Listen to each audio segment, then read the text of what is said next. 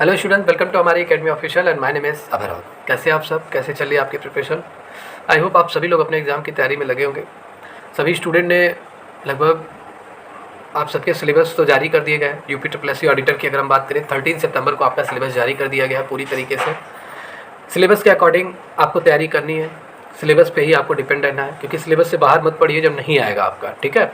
And जितने भी Eklavya model वाले स्टूडेंट हैं, EMRS के स्टूडेंट हैं, आपको भी अपने सिलेबस के अकॉर्डिंग ही पूरी प्रिपरेशन करनी चाहिए। सिलेबस के अकॉर्डिंग आप सारी क्लासेस को अटेम्प्ट कीजिए, ठीक है। एंड देन आपका जो कॉमर्स सेक्शन है, अगर मैं UP triple S C auditor की बात करूँ तो आपके 65 क्वेश्चन आपके आने हैं। 65 क्वेश्चन आपका पूरा सिलेबस जारी किया गया है, clear. And EMRS accountant 40 question आपके आने, 40 मार्क्स के आपके आने। आपको भी अपने सिलेबस के अकॉर्डिंग ही प्रिपरेशन करना है। तो जितने भी स्टूडेंट जो UP triple S C auditor के हैं, आप सभी के सिलेबस जारी कर दिए गए। आपको अगर सफलता पानी है तो आपको अपने कॉमर्स एग्ज़ाम की तैयारी बहुत ही अच्छे से करनी है, कंप्लीट करनी है, क्योंकि कॉमर्स ही आपका मेरिट बनाएगा, यही आपको आगे लेकर जाएगा। एक एग्ज़ाम है, फाइनल एग्ज़ाम है, ठीक है। 2015 में तो इंटरव्यू था, अब की बार तो वो भी नहीं है। अच्छे से तैयारी कीजिए, अपने सिलेक्शन को पक्का कीजिए। यूपी स्पेशल एंड कंप्यूटर, जो आपका कंप्यूटर आपका 15 मार्क्स, यूपी स्पेशल 10 मार्क्स, ठीक है। तो 25 नंबर तो आप लगभग कवर कर सकते हैं, क्लियर, समझ में आया? इतना तो आप कवर कर सकते हैं। लेकिन ये है कि आपका जो यूपी स्पेशल है, सॉरी कॉमर्स का जो आपका सेक्शन है, कॉमर्स का सेक्शन बहुत सारे स्टूडेंट डेली बेसिस पे नहीं पढ़ते हैं। जब उनका एग्ज़ाम आता है तभी वो कॉमर्स उठाते हैं, और मतलब ग्रेजुएशन में जो पढ़ाया जाता है आपका कॉमर्स, वो डिटेल में पढ़ाया जाता है। कंपटीशन में कैसे क्वेश्चन आते हैं, किस बेस पे तैयारी करनी है, बहुत सारे स्टूडेंट को नहीं मालूम रहता है, ठीक है। और बहुत सारे स्टूडेंट कॉमर्स पढ़ने के बाद भी कंपटीशन एग्ज़ाम नहीं निकाल पाते हैं, क्योंकि अपने इंडिया में प्रैक्टिकल कम कराया जाता है, थियरी ज़्यादा कराया जाता है। मतलब पूरी तरीके से लेक्चर बेस्ड क्लासेस हर जगह नहीं होती हैं। बहुत कम जगह, बहुत ही कम कॉलेज में लेक्चर बेस्ड क्लासेस होती हैं। बहुत सारे स्टूडेंट जो हमारे यहाँ ऐड हुए हैं, पेड बैच उन्होंने ज्वाइन किया हुआ है, उनकी यही क्वेरी रहती है कि कॉमर्स हमारा अच्छे से तैयार नहीं है। 3 साल 4 साल हो गया, हम भूल चुके हैं। हमने प्रीवियस ईयर में ही कॉमर्स क्लियर किया हुआ है, लेकिन हम सब कंपटीशन को लेकर बहुत ही डाउट है। तो आपको कॉमर्स तो क्लियर करना ही पड़ेगा, क्लियर। 65 नंबर आपको क्लियर करना पड़ेगा, तभी आपकी मेरिट बनेगी। तो जितने भी स्टूडेंट जो कॉमर्स एग्जाम की तैयारी करना चाहते हैं, आप हमारे पेड बैच से जुड़िए। पेड बैच में आपको डेली बेसिस पे आपको क्लासेस मिल रही हैं, theory classes, MCQ classes and numerical के लिए फ्राइडे सैटरडे 2 दिन क्लासेस लगा दी गई हैं। सिर्फ और सिर्फ न्यूमेरिकल आपको कवर कराया जाएगा, चाहे अकाउंट का सेक्शन हो, कैपिटल एंड रेवेन्यू हो, डेप्रिसिएशन हो, फाइनल अकाउंट हो, लेजर हो, ठीक है, डेप्रिसिएशन ब्रांच है, ठीक है, रॉयल्टी है, हायर परचेज सिस्टम है, इन सबसे एडवांस अकाउंटिंग जितना भी न्यूमेरिकल है, न्यूमेरिकल फ्राइडे सैटरडे कराया जा रहा है, ठीक है। And then MCQ mock test वगैरह भी आपको इस पेड बैच में दिया जा रहा है, क्विज सेक्शन भी कराया जा रहा है, नोट्स वगैरह सब आपको ऐप पे मिल जा रहा है। तो ये सभी चीज़ें आपको इस पेड बैच में मिल रही हैं। पेड बैच की सीटें लिमिटेड है, आप इसको ज्वाइन कर लीजिए। कंप्लीट तैयारी 65 नंबर की आपके कॉमर्स एग्जाम की कराई जा रही है। तो जितने भी स्टूडेंट जो पेड बैच से ज्वाइन होना चाहते हैं, हमारी एकेडमी ऑफिशियल ऐप डाउनलोड कीजिए, आप हमारे पेड बैच से जरूर ज्वाइन होइए। कंप्लीट तैयारी आपकी कराई जा रही है, सिलेक्शन आपका पक्का है। चलिए आज की क्लासेस हम अटेम्प्ट करते हैं। आज की क्लासेस आपका इंपॉर्टेंट क्वेश्चन है जो कॉमर्स का, जो आपके एग्जाम में आए हुए क्वेश्चन है, ऐसे ही क्वेश्चन आपके UP triple S C auditor के एग्जाम में आएंगे, क्लियर। क्वेश्चन है, present the liability of uncertain amount which can be measured reliable by using substantial degree of estimation is terms. एक अनिश्चित राशि है जिसको हमें मालूम नहीं है कितना अमाउंट है, लेकिन उसका वर्तमान दायित्व है, हमें करंट में उसे पे करना है, डेट आ गया है। दायित्व मतलब क्या होता है, हमारी लायबिलिटी, जितना हम किसी के बाकी हैं हमें पे करना है। करंट लायबिलिटी है, लेकिन हमें पैसा नहीं मालूम है कितना पैसा हमें पे करना है। तो उसका अगर हम मेजर करेंगे तो किस अनुमान पे करेंगे, क्लियर। लायबिलिटी ये तो क्लियर ही नहीं है भाई, लायबिलिटी हमारी है ही वो, ठीक है। हम कैसे मान लेंगे कि कितना अमाउंट हमें पे करना है। कंटिजेंट लायबिलिटी, आकस्मिक लायबिलिटी मतलब जो आपको तुरंत पे करना है, लायबिलिटी है। अरे भाई अमाउंट नहीं मालूम है, आप कैसे उसको पे करेंगे, क्लियर। आपको मालूम ही नहीं है कितना अमाउंट हमें पे करना है, ये तो हो नहीं सकता दोनों। नन ऑफ दीज आपका provision is the right answer, प्रावधान होगा। प्रावधान क्या होता है, देखिए यहाँ पे, देखिए प्रावधान जब कोई एक अनिश्चित राशि जिसका वर्तमान दायित्व, ठीक है, एक अनिश्चित राशि है जिसको अभी हमें फ्यूचर में, प्रेजेंट में हमें पे करना है, क्लियर। तो जिसका अनुमान हम निश्चित के आधार पर निश्चित किया जाता है उसे हम प्रावधान कहते हैं, प्रोविजन अकाउंट कहते हैं, ठीक है। प्रोविजन कहते हैं, प्रावधान मतलब हमें मान लीजिए 2000 पे करना है, लेकिन हमें मालूम नहीं है कितना हमें पे करना है। हमें ए को देना है पैसा, लेकिन हमें मालूम नहीं है कि वो हम उसके 2000 बाकी हैं, हम भूल चुके हैं, ठीक है। तो उसके लिए हम क्या करते हैं, प्रोविजन अकाउंट बनाते हैं, ठीक है, प्रोविजन बनाते हैं, प्रावधान खाता बनाते हैं, क्लियर। जो चीज़ नहीं मालूम रहता उसके लिए हम प्रोविजन अकाउंट में उस सभी अमाउंट को ट्रांसफ़र कर देते हैं। जो चीज़ भूल चुके रहते हैं उसको हम प्रोविजन अकाउंट में ट्रांसफ़र कर देते हैं। क्लियर? जैसे हमारे बिजनेस में कई ऐसे लायबिलिटियाँ होती हैं जिनका अनुमान व्यवसायी को पहले से आभास रहता है, पर राशि का ज्ञान नहीं रहता। पहले से मालूम रहता है कि हाँ इनको हमें इतना पे करना है, लेकिन अमाउंट पूरी तरीके से भूल चुके हैं। तो ऐसे दायित्वों के लिए व्यवसायी क्या करता है, प्रावधान करता है। पहले से प्रावधान मतलब व्यवस्था करता है पहले से। क्लियर? जिनमें ज्ञात दायित्व की राशि का अनुमान लगाया जाता है। जितना भी ज्ञात दायित्व, कितना लायबिलिटी हमारी बाकी है, कितना हमें पे करना है, इसका अनुमान हम प्रोविजन में लगाते हैं। ठीक है, प्रावधान में लगाते हैं। ठीक है, तो प्रोविजन अकाउंट में हम उसको ट्रांसफ़र कर देते हैं। क्लियर? तो ये प्रावधान की राशि को हम, जितना भी अनिश्चित राशि है जो हम भूल चुके हैं, उसके लिए हम क्या करते हैं, उसका मापन हम प्रावधान में करते हैं, प्रोविजन में करते हैं। क्लियर? समझ में आया आपको? चलिए, या सेकेंड क्वेश्चन है, which of the following is not asset of the company? कौन सी कंपनी की संपत्ति नहीं है? तो यहाँ पे जो पेटेंट है ये कंपनी का इंटेंजिबल एसेट्स है। एसेट्स आपके 2 टाइप के होते हैं। एक टेंजिबल होता है जिसे हम देख छू सकते हैं, जैसे लैंड, बिल्डिंग, मटेरियल, ये सब हो गया। लैंड, बिल्डिंग, ठीक है, और आपका मशीन हो गया, ठीक है, जिसे हम देख सकते हैं, छू सकते हैं। ये अब आपके क्या टेंजिबल एसेट्स हैं। क्लियर?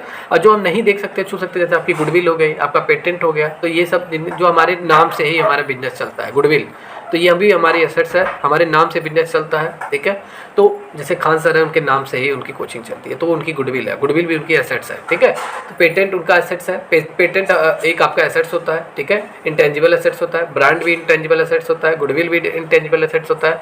बैड डेप्ट आपका एसेट नहीं होता है, ये आपका लॉस होता है। जो डेप्टर्स आपके थे, जो आपसे उधार माल लेकर गए थे, ये आपका पैसा लेकर भाग गए, पैसा नहीं दिए, आपका पैसा डूब गया, तो ये आपकी संपत्ति थोड़ी ना है, तो ये आपके बैड डेप्ट्स हो गए। क्लियर? तो ये आपकी एसेट्स नहीं है, संपत्ति ये आपकी नहीं है। क्लियर?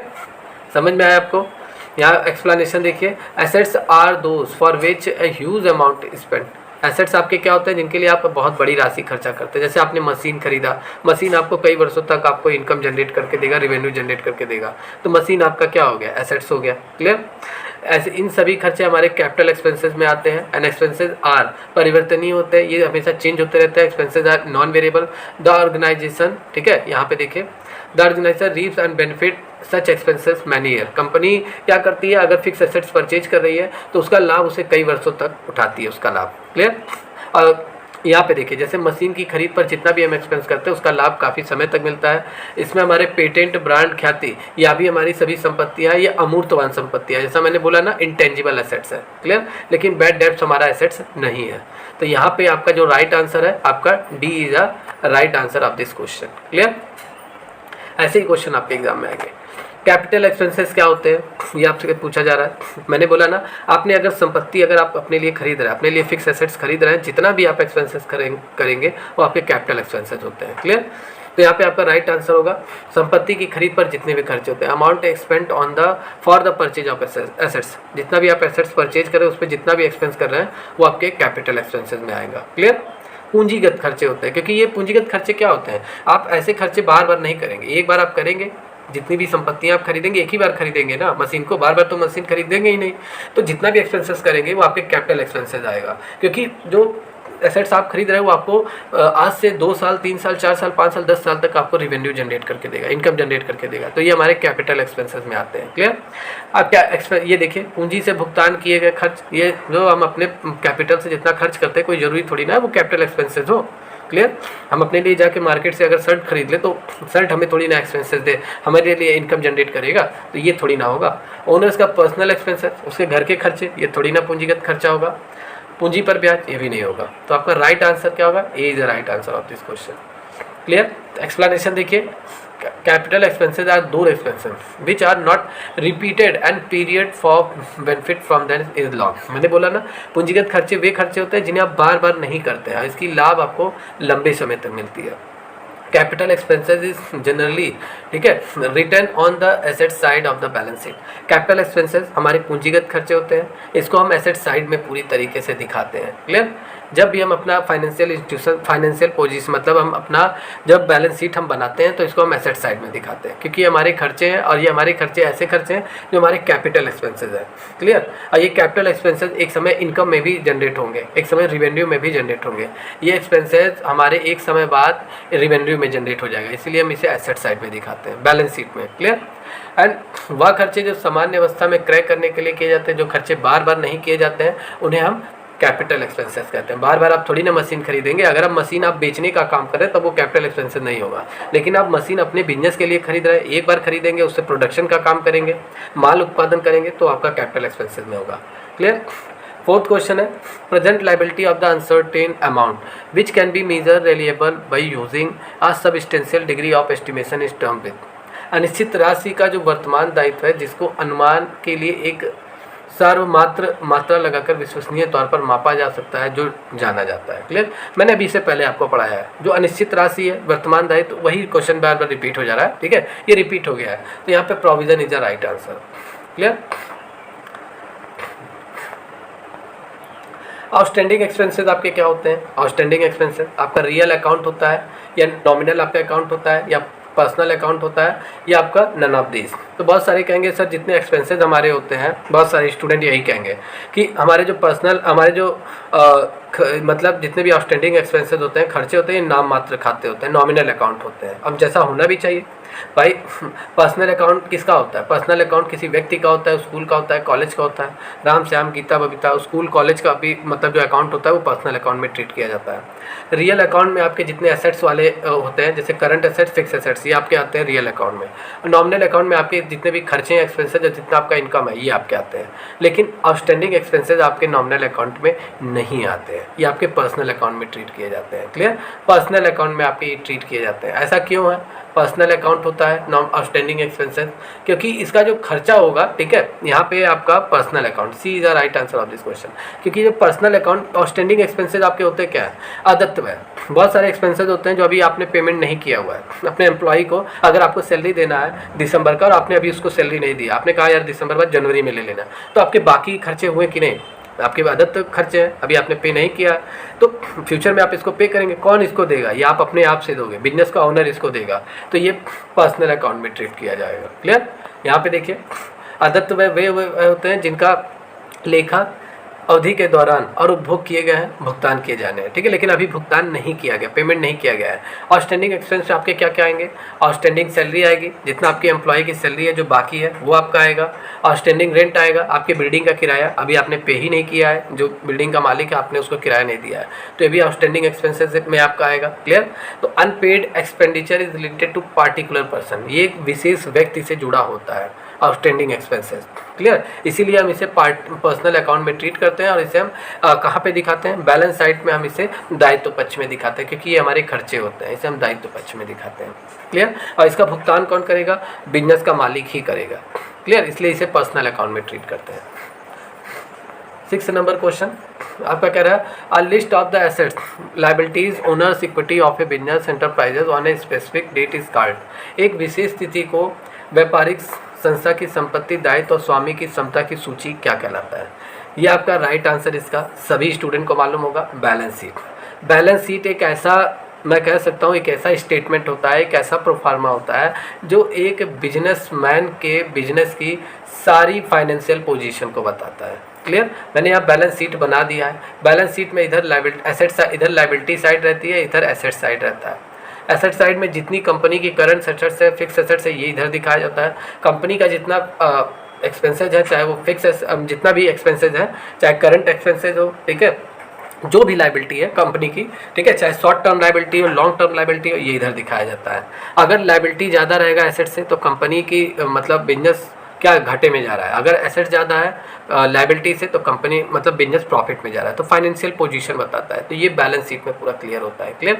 तो A is a right answer of this question. यहाँ पे आपका टोटल जितना भी कंपनी का व्यापार बिजनेस का संपत्ति है, एसेट्स है, लायबिलिटी है और इन सब के साथ साथ ओनर्स की जितनी इक्विटी है, ये सब आपका बैलेंस शीट में शो होता है। क्लियर। चलिए यहाँ पे अब हम बात करेंगे पूंजीगत व्यय, कैपिटल एक्सपेंडिचर क्या होता है। तो यहाँ पे अभी मैंने ऊपर वाले क्वेश्चन, इससे पहले क्वेश्चन में मैंने क्लियर किया हुआ है कैपिटल एक्सपेंसेस आपके होते क्या है। लेकिन अब यहाँ पे पूछा जा रहा है कैपिटल एक्सपेंसेस प्रोवाइड्स, कैपिटल मतलब पूंजीगत व्यय से प्राप्त होता है। क्या हमें प्राप्त होता है? भाई जाहिर सी बात है, कैपिटल एक्सपेंसेस आपके पूंजीगत खर्चे ऐसे खर्चे होते हैं जिनको आप फिक्स एसेट्स अपने बिजनेस के लिए फिक्स एसेट्स परचेज करने के लिए आप ये एक्सपेंस करते हैं, खरीदने के लिए करते हैं। और कैपिटल एक्सपेंसेस करने से क्या होता है? जब आपने मशीन खरीद लिया तो मशीन क्या होगा? आपको लंबे समय तक रेवेन्यू जनरेट करके देगा, लंबे समय तक आपको प्रॉफिट देगा। ठीक है, तो ये कैपिटल एक्सपेंसेस से ही तो पॉसिबल है। जितने आप अपने पैसे खर्च कर रहे हैं फिक्स एसेट्स के लिए, ये आपके कैपिटल एक्सपेंसेस होते हैं। और इससे हमें क्या मिलता है, इससे हमें दीर्घकालीन लाभ मतलब लॉन्ग टर्म प्रॉफिट हमें मिलता है, लॉन्ग टर्म बेनिफिट हमें मिलता है। तो पूंजीगत व्यय से हमें लॉन्ग टर्म बेनिफिट हमें मिलता है। क्लियर? तो पूंजीगत खर्चे से हमें क्या मिलता है, आपके लॉन्ग टर्म बेनिफिट मिलता है। क्लियर? तो B is the right answer of this question. Clear? यहाँ पे देखिए, पूंजीगत व्यय से तात्पर्य उन निधियों से जिनका उपयोग कंपनी द्वारा कंपनी की दक्षता क्षमता सुधार के लिए, दीर्घकालीन परिसंपत्तियों की खरीदने के लिए, सुधार रख रखाव के लिए किया जाता है। इससे हमें दीर्घकालीन लाभ मिलता है।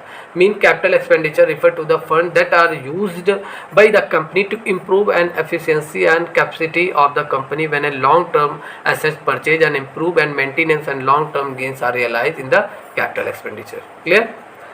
देखिए, जितने लोग हमारे से जुड़ना चाहते हैं, पेड बैच से जुड़ने के लिए हमारी एकेडमी ऑफिशियल ऐप डाउनलोड कीजिए, वहाँ से आप हमारे पेड बैच से जुड़ सकते हैं। ऐसे ही क्लासेज आपको मिलती रहेंगी, एमसीक्यू थ्योरी, पूरा एक कंप्लीट आपका कॉमर्स की तैयारी कराई जा रही है। तो आप हमारे पेड बैच से जुड़िए, अपने सिलेक्शन को पक्का कीजिए। यहाँ पे हम बात करते हैं outstanding expenses are record. Outstanding expenses लिखे जाते हैं, कहाँ लिखे जाते हैं?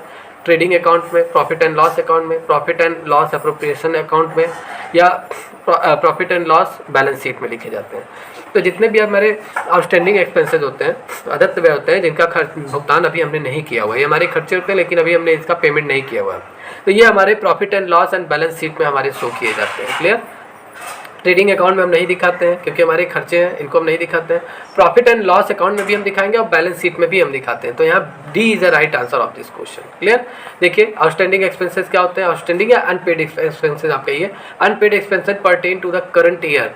करंट ईयर में हमें इन्हें पे करना था, चालू वर्ष से संबंधित ये हमारे व्यय होते हैं, बट रिमेन अनपेड, लेकिन अभी ये पे नहीं किया गया है till the date of the closing account. Account close करने तक ये अभी पेड नहीं किया गया है। जैसे मजदूरी हो गया, ठीक है, आपका क्या क्या हो गया, वेजेस हो गया, सैलरी हो गया, ठीक है, रेंट हो गया, ये हमारे अनपेड एक्सपेंसेस है। मजदूरी अभी हमने नहीं पे किया, अपने एम्प्लॉय को सैलरी नहीं दिया, अपने बिल्डिंग का किराया नहीं दिया, ये अनपेड एक्सपेंसेस है। इन्हें हम प्रॉफिट एंड लॉस अकाउंट और बैलेंस शीट में हम पूरी तरीके से शो करते हैं। क्लियर? तो यहाँ पे आपका D is the right answer of this question. ये देखिए, ये प्रॉफिट एंड लॉस और बैलेंस शीट दोनों होगा। अगर ये नहीं दिया होता ऑप्शन तो हमारा प्रॉफिट एंड लॉस अकाउंट होता। क्लियर? चलिए, 9th number question is credited for known liability. अज्ञात दायित्व के लिए बनाया जाता है। अज्ञात दायित्व के लिए हम क्या बनाते हैं? करों के लिए प्रावधान, provision for taxation, reserve for bad debts, reserve या प्रावधान। क्लियर? अब देखिए, इसके लिए क्या हम बनाते हैं, ध्यान से समझिएगा, बहुत अच्छा सा क्वेश्चन है। बहुत सारे स्टूडेंट इसमें मिस कर देते हैं, वो प्रावधान बना के चले जाते हैं। प्रावधान अकाउंट सोचते हैं कि प्रोविजन अकाउंट हम बनाएंगे, जितनी हमारे खर्चे नहीं मालूम है हमें, उनके लिए हम प्रोविजन अकाउंट बनाएंगे। ठीक है, तो ये यहाँ पे आप देखिए इसको, क्या आंसर इसका होना चाहिए, एक मिनट। तो यहाँ पे आपका जो राइट आंसर होगा, reserve is the right answer of this question. संचय क्यों होगा? क्योंकि रिजर्व के रूप में जब भी कोई बिजनेसमैन अगर वो बिजनेस स्टार्ट करता है तो पूरा पैसा तुरंत बिजनेस में नहीं लगा देता है। अगर उसने 10 लाख रुपए का अगर उसने क्या किया है, 10 लाख का उसने बिजनेस स्टार्ट किया है, कोई बिजनेसमैन है, मान लीजिए ये बिजनेसमैन है, ये बिजनेस स्टार्ट कर रहा है अपना, तो वो 10 लाख का अगर वो बिजनेस बिजनेस उसने स्टार्ट किया तो वो पूरा पैसा अपने बिजनेस में नहीं लगाता है। वो कुछ पैसे बिजनेस में लगाएगा, कुछ पैसे बचा कर रखेगा। अगर वो 10 लाख रुपए का उसके पास टोटल है तो वो 10 लाख में से वो 8 ही लाख बिजनेस में लगाएगा। क्लियर? 2 लाख रुपए वो रिजर्व के रूप में रखेगा। क्यों रखेगा? क्योंकि वो जानता है कि बिजनेस हम कर रहे हैं, बहुत सारे प्रॉब्लम आएंगे, बहुत सारी सिचुएशन आएंगी जिससे हमें फेस करना पड़ेगा। बहुत बार ऐसे आएंगे कि मुझे घाटे में भी बिजनेस जा सकता है। ठीक है, तो बिजनेस कभी कभार लॉस में भी चला जाता है, हमेशा प्रॉफिट में नहीं रहता है। तो जब वो घाटे में बिजनेस जाएगा, लॉस में जाएगा, तो वो क्या करेगा, इन्हीं 2 लाख से जो रिजर्व में पैसा रखा रहता है, रिजर्व जिसे हम फंड बोलते हैं, ठीक है, संचय बोलते हैं, ठीक है, जो पैसा बचा कर रखा जाता है उसे हम रिजर्व बोलते हैं, संचय कहते हैं। क्लियर? इन्हीं 2 लाख से वो क्या करेगा, उन सभी लॉसेस को पूरा करेगा, जितनी भी प्रॉब्लम आ रही है, जितना भी कंपनी के सामने सिचुएशन, नेगेटिव सिचुएशन आ रही है, उसको फेस करेगा। ठीक है, तो ये जितनी भी, मान लीजिए अचानक 2 लाख का उसे जरूरत पड़ गया, मशीन उसकी खराब हो गई, 1 लाख की 2 लाख रुपए की मशीन है, तो वो अज्ञात दायित्व उसकी है कि नहीं, उसे मालूम नहीं था कि ये खर्चे आने वाले हैं हमारे बिजनेस में, अचानक मशीन खराब हो गया। ठीक है, तो मशीन जब खराब हो गया तो बिजनेस चल नहीं पाएगा, बिजनेस चल नहीं पाएगा तो कोई प्रोडक्शन होगा नहीं, माल बिकेगा नहीं, बिजनेस ठप हो गया। तो वो 2 लाख रुपए रिजर्व के रूप में रखे रहता है, मतलब एक्स्ट्रा पैसे रखे रहता है। उन्हीं पैसों से वो क्या करेगा, मशीन वशीन खरीदेगा, अज्ञात दायित्व को पूरा करेगा, जितनी भी अननोन लायबिलिटी रहेगी उसको पूरा रिकवर करेगा। क्लियर? समझ में आया आपको क्वेश्चन? क्लियर? बहुत सारे स्टूडेंट क्या करते हैं, वो सीधा सीधा ये डी मार देते हैं आंसर, लेकिन यहाँ डी नहीं होगा, यहाँ आंसर आपका सी होगा। क्लियर? समझ में आया? चलिए, क्वेश्चन नंबर 10 यहाँ पे देखते हैं। अज्ञात दायित्व के लिए बनाया जाता है। Is created for the unknown liability. Unknown liability के लिए हम क्या बनाते हैं? अज्ञात दायित्व के लिए एसेट्स तो हम बनाएंगे नहीं भाई, लायबिलिटी हम कहाँ एसेट्स बनाने जाएंगे, ठीक है। एक संपत्ति को हम अज्ञात दायित्व के लिए क्यों बनाएंगे? क्लियर। इनकम ये भी नहीं, ये हमारा खर्च एक्सपेंसेस और यहाँ पे लायबिलिटी दोनों आपके हो सकते हैं, क्लियर। लेकिन हम यहाँ पे क्या करेंगे? लायबिलिटी हम चूज़ करेंगे, क्लियर। मतलब एक लायबिलिटी को ही हम अज्ञात दायित्व, मतलब जितनी हमारी लायबिलिटी रहती है इस क्रिएटेड फॉर अननोन लायबिलिटी से ही हमारा बनता है। अननोन लायबिलिटी मतलब हमारा खर्चा ही तो है, नियर फ्यूचर में हमारे कभी ना कभी ये एक्सपेंसेस होंगे, ठीक है। तो इसलिए हमारी लायबिलिटी है, हमें कभी ना कभी इसे पे करना पड़ेगा, तो ये हमारी लायबिलिटी होती है। इसको ध्यान से देखिए। अग्रिम प्राप्त आय एक दायित्व है, ठीक है। इनकम रिसीव इन एडवांस से लायबिलिटी। अनेक दायित्व सामान्य रूप से एक अन्य व्यक्ति से के लिए कुछ देनदारियां हैं। A loan is a normally sum liability own from a, ठीक है। क्या होगा आपका? तो ये आपके क्या होंगे? ये आप D is the right answer of this question, clear. D is the right answer of this question, clear. चलिए यहाँ पे 11th नंबर क्वेश्चन है। Erection expenditure of a new plant. नए संयंत्र की अगर हम स्थापना करते हैं, नया संयंत्र लगाते हैं अपने यहाँ, उस पर जितना भी एक्सपेंसेस करते हैं वो आपके क्या होते हैं? यहाँ पे राइट आंसर सीधा सीधा मैं आपको बता देता हूँ, कैपिटल एक्सपेंसेस होंगे। आप बार बार थोड़ी ना कोई नया प्लांट आप लगाएंगे अपने बिजनेस में। आप अगर प्लांट लगा रहे हैं तो अपने बिजनेस के लिए लगा रहे हैं, उससे आप रेवेन्यू जनरेट करेंगे, इनकम जनरेट करेंगे, तो जितना भी हम एक्सपेंसेस करेंगे वो हमारे कैपिटल एक्सपेंडिचर में आएगा, क्लियर। बहुत ईजी क्वेश्चन है, ऐसे ही क्वेश्चन आपके एग्जाम में आते हैं, clear. The expenditure on the new installment of new machinery is capital expenses, clear। यहाँ पे देखिए 12th नंबर क्वेश्चन।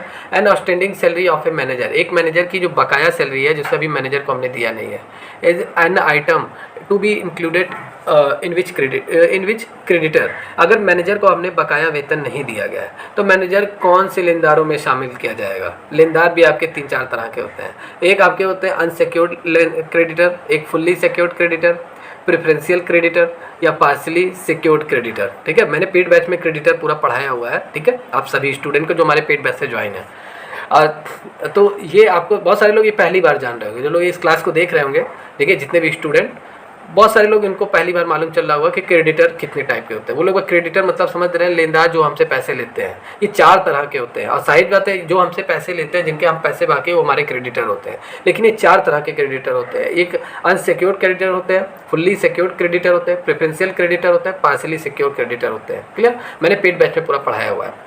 तो देखिए ये आपके क्या होंगे? जो आपका मैनेजर है, आप ही का आदमी है, आपने उसकी सैलरी पे नहीं किया है, तो ये अनसिक्योर्ड क्रेडिटर में आएगा। क्लियर? क्यों आएगा अनसिक्योर्ड क्रेडिटर में? इसका मैंने यहाँ एक्सप्लेनेशन नोट किया, इसे देखिए। क्योंकि managers unpaid salary included unsecured creditor will be done, क्योंकि मैनेजर का जो अदत्त वेतन है असुरक्षित लेनदारों में शामिल किया जाएगा। असुरक्षित लेनदारों में, क्लियर। असुरक्षित लेनदार में क्यों इसे हम शामिल करेंगे? क्योंकि मैनेजर है, अगर आप मैनेजर को पैसा नहीं पे करेंगे, उसकी सैलरी नहीं देंगे, तो वो आपके बिजनेस को छोड़कर चला जाएगा। आपसे पैसे मांगेगा, डिमांड कर नहीं आप पे करेंगे तो वो क्या करेगा? बिजनेस को छोड़कर चला जाएगा आपके, ठीक है। और जाहिर सी बात है, छोड़कर चला जाएगा, आपका एम्प्लॉई है, चला जाएगा, काम आपका ठप हो जाएगा। तो ये असुरक्षित लेनदार आपके होते हैं और इन्हें पे करना ही करना है, क्योंकि आपने इनसे काम ले लिया है। और जब आप इनको पे नहीं करेंगे तो ये कोर्ट में भी जा सकता है, न्यायालय में, मतलब न्यायालय में जा सकता है, अपनी सैलरी के लिए डिमांड कर सकता है, ठीक है। और डिस्ट्रिक्ट डिस्ट्रिक्ट कोर्ट में भी जा सकता है, पुलिस के पास भी जा सकता है, ठीक है, क्योंकि उसके पास पूरा प्रूफ रहता है कि वो आपके कंपनी का मैनेजर है, ठीक है। तो ये अनसिक्योर्ड क्रेडिटर आपके होते हैं, क्लियर। चलिए यहाँ पे A is the right answer of this question.